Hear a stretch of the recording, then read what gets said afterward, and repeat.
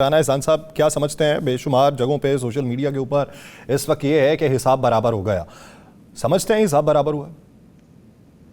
देखिए, बिस्मिल्लाहिर्रहमानिर्रहीम। ना पीएमएलएन ने हिसाब बराबर किया है, ना हमारी ख्वाहिशात के मुताबिक ये फैसले आए हैं।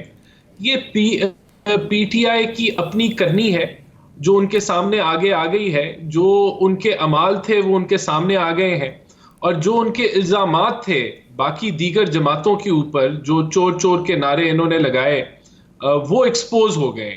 और मैं समझता हूं कि देखें, एक तो करप्शन परसेप्शन और प्रोपेगेंडा जो किया गया कि हमारी वो जमात थी जिसने 2013 से 18 में करप्शन परसेप्शन को सबसे कम तरीन सतह पे लेके गए, और पीटीआई के दौर में वो 140 पे चले गई, और फिर पीडीएम की हुकूमत उसको 140 से 133 पे लेके आई।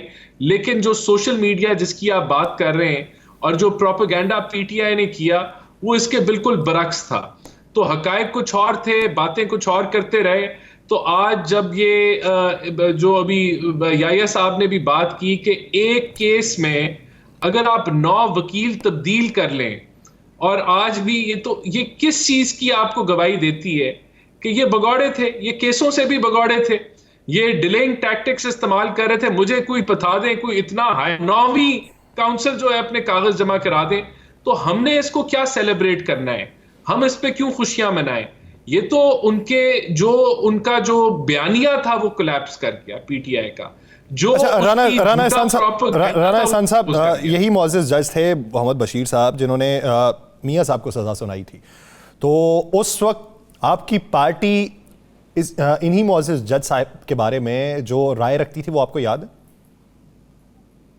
देखिए, जजेस के ऊपर तनकीद पहले भी होती रही है। कोई कहेगा, हर जो जमात करती रही है वो कहेगी हमारे पास बुनियाद है।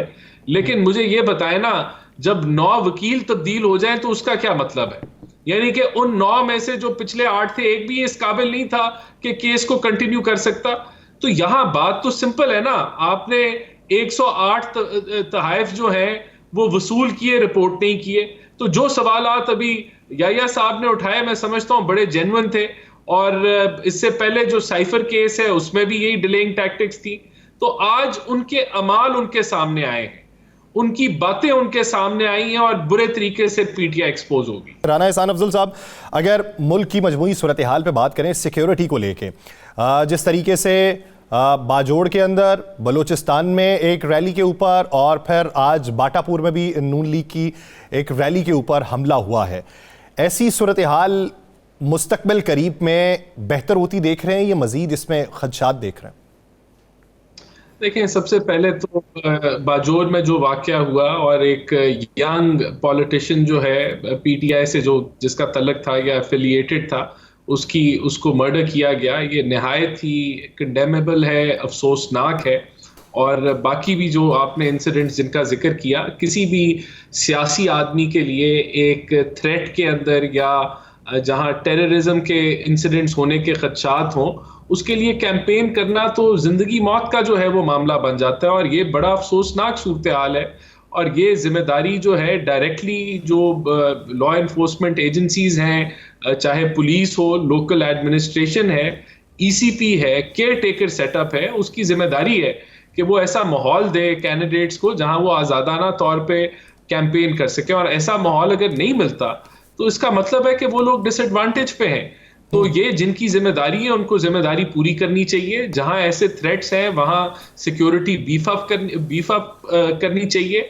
और इसको जितना आप कंडेम कर लें, ये नाकाफी है। और ये इंश्योर करना चाहिए कि ऐसे हालात रिपीट ना हो। जहां तक ओवरऑल मुल्क की सिक्योरिटी की सिचुएशन है, बिल्कुल उसमें दोबारा से टेररिज्म जो है वो सर उठा रहा है।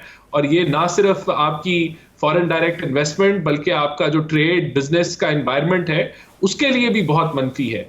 और मैं समझता हूं कि जहां इक़दामात उठाए गए हैं, कोई अफ़गान नेशनल्स को वापस भेजा गया है, अफ़गानिस्तान के साथ जो है वो आप एक स्ट्रिक्ट टोन में बात कर रहे हैं कि उनको अपनी सरजमीन की रिस्पॉन्सिबिलिटी लेनी पड़ेगी कि क्रॉस बॉर्डर टेररिज्म वहां से एक्सपोर्ट ना हो।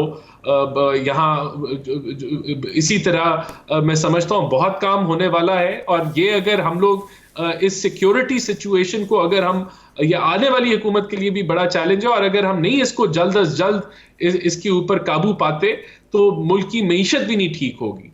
क्योंकि जहां टेररिज्म होगा, जहां ऐसे इंसिडेंट्स होंगे, वहां कोई बिजनेस नहीं चलता, वहां कोई फॉरेन डायरेक्ट इन्वेस्टमेंट नहीं आती। तो ये पीएमएलएन ने अपने मैनिफेस्टो में भी इसलिए मुल्क के अंदर इस्तेहकाम का आना जरूरी है और उसी इस्तेहकाम की बुनियाद के ऊपर मुल्क के हालात बेहतर हो सकते हैं। राना एहसान अफजल साहब, आप क्या समझते हैं कि जब एक तरफ अमूमी तौर पर राय ये दी जा रही है कि आज़ाद उम्मीदवार जीतने के बाद इस्तेहकाम पाकिस्तान पार्टी में चले जाएंगे, पीएमएलएन कहती है हमारे साथ राब्तों में है, पीपल्स पार्टी कहती है हम मिलकर साथ हुकूमत बनाएंगे, इसका इम्पैक्ट जो है वो वोटिंग के ऊपर क्या आएगा और उनका वोट टूटेगा कितना जब इस तरीके की कैफियत पैदा कर दी जाएगी?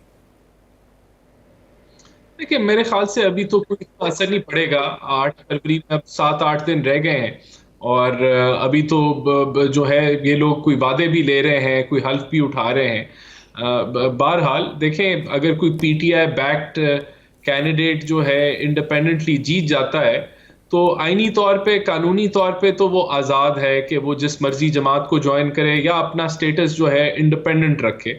लेकिन मॉरली उसके ऊपर डेफिनेटली बहुत सारे सवाल उठेंगे कि उसको जिताया पीटीआई की बैकिंग ने, तो अब वो किस तरीके से वो कहाँ जाएगा।